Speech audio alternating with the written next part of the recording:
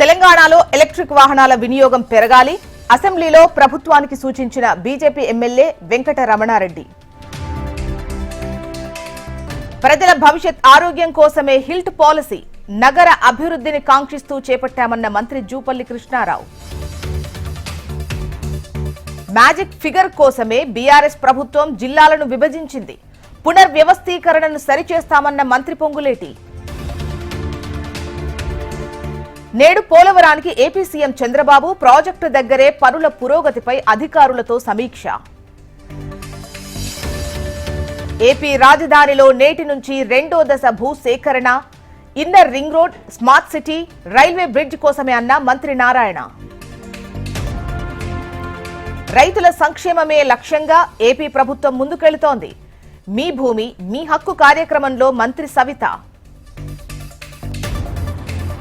ఆఫ్లైన్లో శ్రీవారి దర్శన టికెట్ల జారీ రద్దు, ఇకపై ఆన్లైన్లోనే ఏ రోజుకారోజే విడుదల చేస్తామన్న టీటీడీ. సంక్రాంతికి 8,432 ప్రత్యేక బస్సులు, రెగ్యులర్ ఛార్జీలే అని స్పష్టం చేసిన ఏపీఎస్ఆర్టీసీ.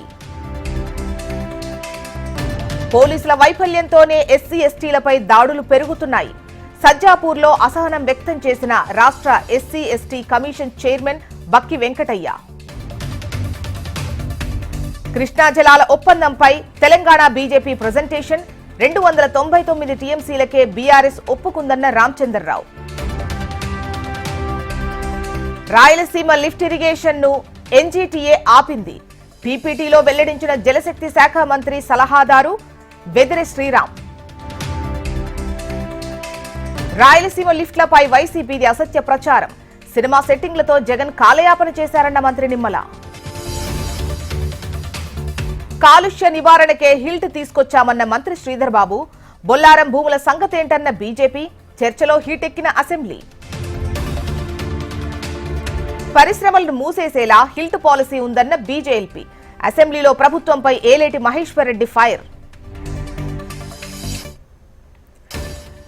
మెమెంట్ కోటాలో రేవంత్ కు సీఎం పదవి వచ్చింది, మేనేజ్మెంట్ కోటాలో వచ్చింది. జనగామ సభలో ముఖ్యమంత్రిపై ఫైర్ అయిన కేటీఆర్. నందగొండ మున్సిపాలిటీని కార్పొరేషన్ గా అప్గ్రేడ్, ప్రభుత్వ నిర్ణయంపై కాంగ్రెస్ శ్రేణుల హర్షం. సత్యసాయి జిల్లాలో ఖనిజాల కోసం మైనింగ్ శాఖ హెలికాప్టర్ సర్వే, భూమి స్వభావం, ఖనిజాల లభ్యతపై అధికారుల అధ్యయనం. పోలీసులు ప్రభుత్వ తొత్తులుగా మారారన్న రోజా. మేం అధికారంలోకి వస్తే 10 చెల్లించుకుంటారని వార్నింగ్. డ్రగ్స్ కేసులో సంబంధమున్న 42 మంది డిపోటేషన్, డ్రగ్స్ అమ్ముతూ పట్టుబడ్డంతో నైజీరియాకు పంపిన ఈగల్ టీం. విద్యుత్ ఉద్యోగుల సమస్యలు పరిష్కరించండి, తెలంగాణ విద్యుత్ ఉద్యోగుల జేఏసీ డిమాండ్. ఈ నెల 31 నుంచి పార్లమెంట్ సమావేశాలు, ఫిబ్రవరి 1న బడ్జెట్, వేతన జీవుల ఆశలు. తొక్కిసలాట ఘటనలో విజయ్కు నోటీసులు, ఈ నెల 12న ఢిల్లీలో విచారణకు హాజరవ్వాలన్న సీబీఐ.